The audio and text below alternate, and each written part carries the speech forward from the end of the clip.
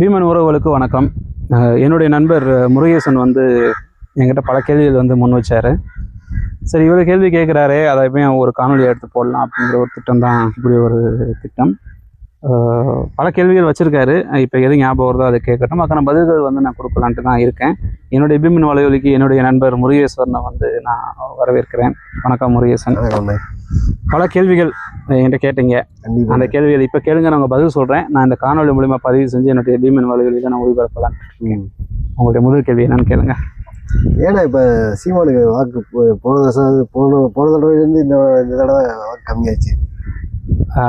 சீமான் அவர்களுக்கு போன தடவை விட இந்த தடவை வாக்கு ஏன் கம்மியாயிடுச்சு அப்படின்னா, மக்கள் அவருக்கு வாக்கு போடலை, அதனால கம்மியாயிடுச்சு. அதானே ஏன் போடல? மக்களுக்கு ஒரு விதமான நம்பிக்கை இல்லை, அதனால போடலன்னு நம்ம எடுத்துக்கணும். ஆக்சுவலாக நீங்கள் கேட்குற கேள்வி ரொம்ப சாதாரணமான கேள்வியாக இருந்தாலும் இதுக்கு பின்னால் ஒரு பெரிய அரசியல் சதியும் கலந்துருக்கு. அதாவது செந்தமிழன் சீமான் அவர்கள் முன்வைக்கக்கூடிய அரசியல் கருத்துங்கிறது சாதாரண பொதுமக்களுக்கு போய் சேர்ந்துருச்சான்னு கேட்டீங்கன்னா அது சேரலை. இன்னுமே சேரல. ஒரு சாதாரண விஷயம், ஒரு கிராமத்தில் இருக்கிறவங்களுக்கு நானே அரசாங்க வேலை கொடுப்பேன், ஆடு மாடு மேய்ப்பது அரசாங்க வேலைன்னு ஒரு திட்டத்தை அவர் அறிவிச்சார். எப்படி ஆடு மாடு மேய்க்கிறத அரசாங்க வேலையை கொடுப்பேங்கிறத காணொலியாவே தயாரித்து அவருமேவும் அவருடைய நிறைய மீட்டிங்களெல்லாம் பேசி ஒளிபரப்பியிருக்கார். ஆனால் இந்த ஊடகங்கள் இருக்கு இல்லையா, இந்த நியூஸ் மீடியாவாக இருக்கட்டும், ப்ரெஸ் மீடியாவாக இருக்கட்டும், இவங்களாம் இருக்காங்க இல்லையா, இவங்க யாருமே இவர் பேசின இப்படிப்பட்ட ஒரு விஷயத்த பொதுமக்களுக்கு கொண்டு போய் சேர்க்கிறார். சீமான் அவர்களுடைய சிந்தனை, சீமான் அவர்களுடைய அரசியலை இங்க இருக்கக்கூடிய ஊடகங்கள் இருட்டடிப்பு தான் செஞ்சிருக்கு. அவர் பேசின கருத்துக்களை கொண்டு போய் மக்கள்கிட்ட சேர்க்கக்கூடிய முயற்சியை இந்த மீடியாவோ இந்த பிரஸ் பீப்புளோ எடுக்கல.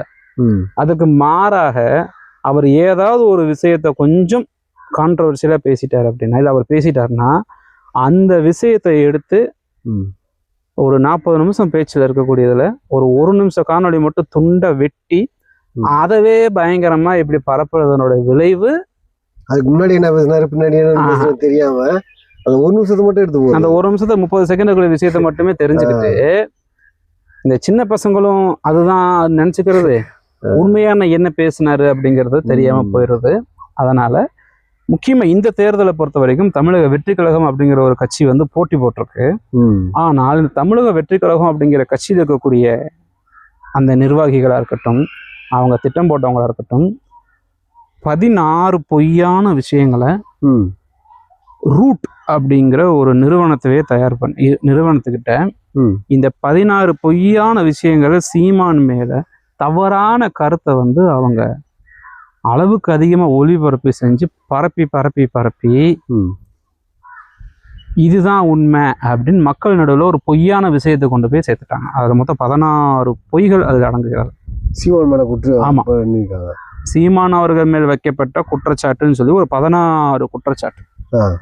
இந்த 16ஐயுமே கொண்டு போய் இதுக்குன்னு தனியாக சோசியல் மீடியா அக்கௌண்ட்லாம் உருவாக்கி, வாட்ஸ்அப் குரூப்லாம் உருவாக்கி, அவதூறுகளை மட்டுமே கொண்டு போய் மக்களிடம் போய் இவங்க சேர்த்து மக்களிடம் இருக்கக்கூடிய நம்பிக்கையை இவங்க சீமானை ஒரு நகைச்சுவை பர்சனாகவோ இல்லை அவரை ஒரு கேளிக்கையான ஒரு பொருளாகவோ இவங்க மாற்ற முயற்சி பண்ணியிருக்காங்க. இதை புரிஞ்சவங்க சீமான் கூட நிற்கிறாங்க 20 லட்சம் பேர். இதை புரியாதவர்கள் இதுக்கு முன்னாலேயே சீமானுக்கே வாக்களிச்சிருந்தாலும் விஜய் அவர்கள் மீது இருக்கக்கூடிய ஒரு ஈர்ப்பும் அதன் கூட சேர்ந்து என்னுடைய நடிகர் விஜயை பத்தி இவர் தப்பா பேசுறாரு அப்படிங்கிற ஒரு எண்ணத்துலையுமேவும் சீமானுக்கு நான் மாற்ற போடுறேன் ஓட்டேன் அப்படின்னு மாற்றி போட்டவங்க இருக்காங்க. புரிஞ்சவங்க அந்த 20 லட்சம் பேர் சீமானோட நிற்கிறாங்க. புரியாதவங்க சரி, நான் இத்தனை தடவை சீமானை தான் நான் போட்டேன், இந்த தடவை நான் விஜய்க்கு போட்டு போறேன் அப்படின்ட்டும் போயிருக்காங்க. இது விஜய் அவர்களுடைய வருகையினால் அப்படிங்கிறத நம்ம சொல்லலாம். ஏன்னா கடந்த தேர்தலில் விஜய் அவர்கள் இல்லை, இந்த தேர்தலில் இருந்தார். ஆனால் விஜய் அவர்கள் உள்ளதை உள்ளபடி சொல்லி வாக்கு சேகரிச்சாரானா கிடையாது. அவருமேவும் தவறான கருத்துக்கள், தவறான அவதூறுகள், தவறான போய் வாக்குறுதிகள் எல்லாத்தையுமே கொடுத்து அவரு மக்கள்கிட்ட போய் ஈஸியா சென்றடைஞ்சிட்டார்.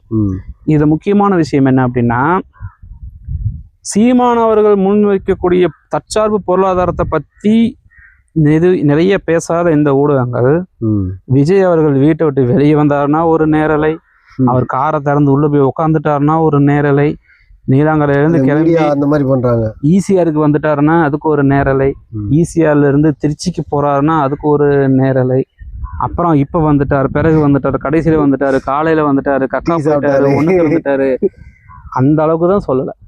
அப்போ இந்த அளவுக்கு மீடியா விஜய் அவர்களை தூக்கி கொண்டாடுவதற்கான காரணம் இந்த அளவுக்கு சீமான் அவர்களை இருட்டடிப்பு செய்யறதுக்கு தேவையான காரணம் என்ன அப்படின்னு நம்ம ரெண்டு விதமா இங்க பிரிச்சு பார்க்கணும். கண்டிப்பா. ஏன்னா